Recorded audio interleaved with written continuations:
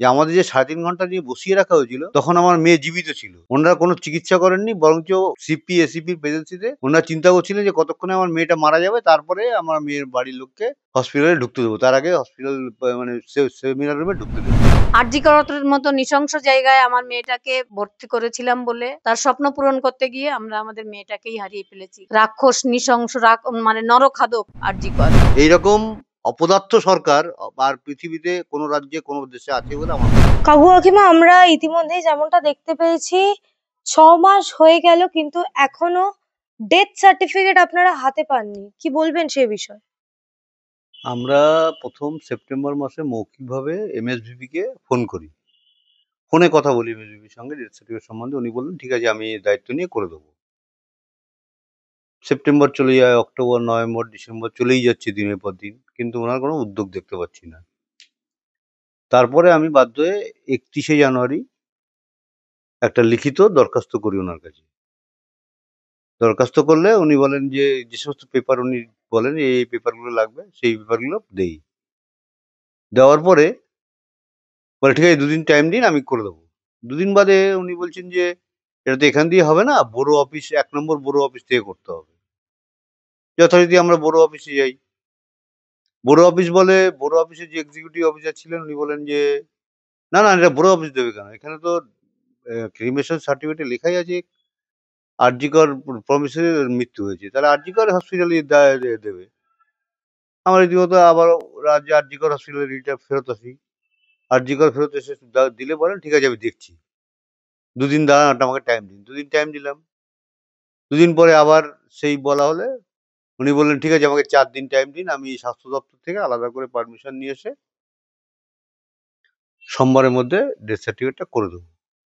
কিন্তু সেই করতে গিয়ে যেটুকু জানতে পেরেছি কাগজপত্রের মধ্যে, পলি সমাদ্দার যিনি মেডিকেল অফিসার ছিলেন, তিনি বলছেন যে আমি কোনো মানে ডেথ ডিক্লারেশন সার্টিফিকেট দেইনি। আমি ইনক্রিমেশন সার্টিফিকেট দিয়েছি। এবং সেটা এসআই সৌরভ ঝা, টালা থানার এসআই সৌরভ ঝা, উনি সমস্ত কালেকশন করেছেন কাগজপত্র, ওনার কাছে কাগজপত্র আছে। কিন্তু এই পলি সমাদ্দারই আবার কোর্টে দাঁড়িয়ে যখন বয়ান দিয়েছেন, সাক্ষী দিয়েছেন, সাক্ষীতে উনি বলেছেন যে আমি ডেথ ডিক্লারেশন সার্টিফিকেট দিয়েছি এবং সেটা সৌরভ ঝাকে দিয়েছি। এইটা ব্যাপারটা ঠিক আমাদের মানে কিরকম মানে গোলমেলে লাগছে। আমার তো এখন যা মনে হচ্ছে যে আমাদের যে ৩.৫ ঘন্টা নিয়ে বসিয়ে রাখা হয়েছিল, তখন আমার মেয়ে জীবিত ছিল। ওনারা কোনো চিকিৎসা করেননি, বরঞ্চ সিপি, এসিপির প্রেজেন্সিতে ওনারা চিন্তা করছিলেন যে কতক্ষণে আমার মেয়েটা মারা যাবে, তারপরে আমার মেয়ের বাড়ির লোককে হসপিটালে ঢুকতে দেবো। তার আগে হসপিটাল মানে সেমিনার রুমে ঢুকতে দেবো না। এরকমই মানে ওনাদের মানসিকতা আমি দেখতে পাচ্ছি এখন। মানে ধামাচাপা দেওয়ার যে চেষ্টাটা ১ম থেকে হচ্ছিল, এটা হচ্ছে তার আরেকটা প্রমাণ।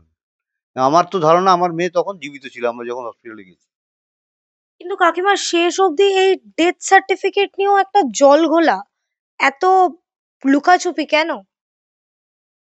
কারণ সেদিন আমরা প্রথমে গিয়ে দেখেছি আমার মেয়ে যে ওখানে একটা কর্তব্যরত ডক্টর, সেটাই ওখানকার কেউ মনে করেনি। না তার সঙ্গে যারা পড়ে তার কলিগ বা তার যে ভিপি, এইচওডি, কেউই মনে করেনি যে ও আমাদের প্রতিষ্ঠানে একজন কর্মরত মহিলা।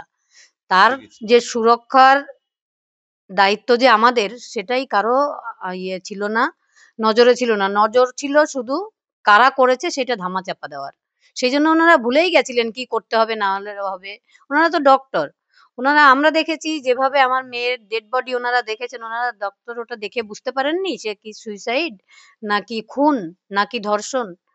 ওনারা আমাদের বাড়িতে ফোন একজন করেছিলেন, তিনি বললেন প্রথমে অসুস্থ, পরে বললেন সুইসাইড করেছে। আপনারা ডক্টর হয়ে এটা কি করে, এবং তাকে এখনো কোনো জিজ্ঞাসাবাদও করা হলো না, এদিকে বিচারও হয়ে গেল, একজনকে সাজাও দেওয়া হয়ে গেল। এই যে পরতে পরতে যে গাফিলতি প্রথম আমরা ৯ আগস্ট দেখতে পেয়েছিলাম, এটা তার একটা জ্বলন্ত উদাহরণ। আমার মেয়েকে এখন বলছে ব্রড ডেট লিখে দিলে বড় অফিস বা ওই কর্পোরেশন ডেথ সার্টিফিকেটটা আরজি দেবে, দেবে। আরজি করও দে। ব্রড ডেট কি করে লিখবে? আমার মেয়ে ওখানে ডিউটিরত একজন চিকিৎসক। সে কি বাইরে মারা গেছিল, কেউ নিয়ে গেছে? পুলিশ যে সৌরভ ঝা, সে কি বাইরে থেকে আমার মেয়ের ডেড বডি নিয়ে এসছে? এটা কেউ তার সঙ্গে যারা ডিউটি করছিল বা তার যারা কলিগ, কেউ কি তাকে একটু হসপিটালে অ্যাডমিটও করিয়ে দেখতে পারলো না যে সে বেঁচে আছে না মৃত? এটার মানে তাকে মারতেই হবে এরকম চেষ্টা সবারই ছিল। তাই এই যে পরতে পরতে গাফিলতিগুলো এখনো সামনে আসছে। আরো গাফিলতি না, কত এটা গাফিল ইচ্ছাকৃতভাবে করা হয়েছে। সমস্ত কিছু ইচ্ছাকৃতভাবে করা হয়েছে। কিন্তু সেই জায়গায় দাঁড়িয়ে আমরা দেখেছিলাম আপনাদের সেই মুহূর্তে কোনো সাংবাদিকের সাথে কথা ওই পর্যন্ত কারণে বলতে তো ওই দেওয়া কারণে তো দেওয়া হয়নি যে যেহেতু আমার মেয়ে তখন মারা যায়নি, ওরা ইচ্ছাকৃতভাবে মারতেই হবে এরকম একটা টেন্ডেন্সি ছিল। এই জন্যই এই সাংবাদিকদের সঙ্গে আমাদের মিট করতে দেয়নি, যাতে সাংবাদিকের সঙ্গে মিট করলে আমরা যদি ভেতরে ঢুকে যাই তখন আমরা দেখতে পাবো যে আমার মেয়ে মারা যায়নি, মারার চেষ্টা করা হচ্ছে। তখনও শেষ পর্যন্ত মারার চেষ্টা করা হচ্ছিল। সেই জন্যই তারা মৃত্যুর জন্য অপেক্ষা করছিল আর কি। কিন্তু আমরা তো ওই ফোন কলটা পেয়ে বিভ্রান্তই হয়ে গেছিলাম। আমার একটা সুস্থ সবল মেয়ে, সে আগের দিন ডিউটি গেল, রাত্রে 11টা 15-তে আমার সঙ্গে সুন্দর কথা বলল, সকালে সে আর নেই।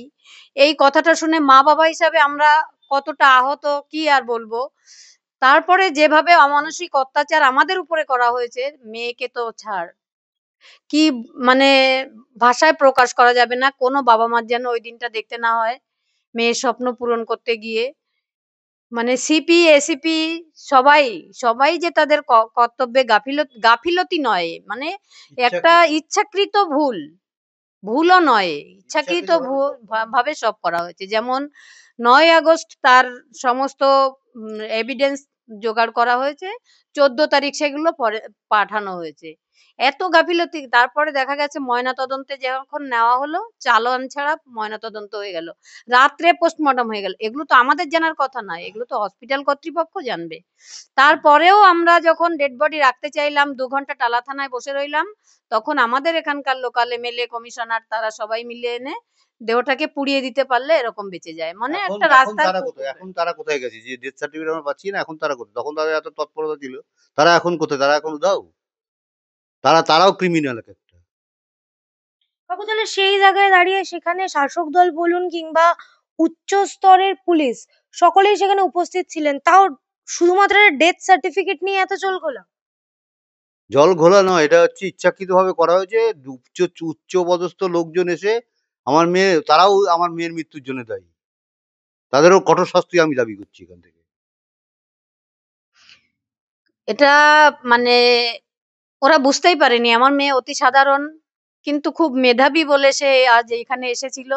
আমরাও অতি সাধারণ, বুঝতে পারিনি ওই সাধারণ মেয়েটাকে মেরে ফেললে ওর বাবা মা মানে দুঃখে কাতর হয়ে পড়বে, আর কিছুই হবে না এটা।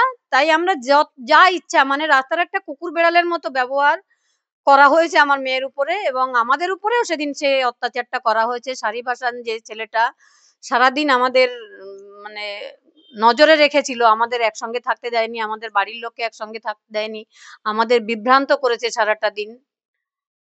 এসবগুলো তো তার প্রমাণ, এগুলো আরো কত প্রমাণ হয়তো বেরোবে আস্তে আস্তে। এদিকে বিচার প্রক্রিয়া শেষ, সিবিআই কি করছে। প্রথম দিনই যখন ওর বাবা গেছিলেন, অনির্বাণ দাস জজ যখন সাক্ষী দিতে গেছিলেন, তখনই চেয়েছিলেন উনি যে মেয়ের ডেথ সার্টিফিকেট কোথায়। তখন আমরা তো পাইনি, সেটা উনি বলেছিলেন ওর বাবা।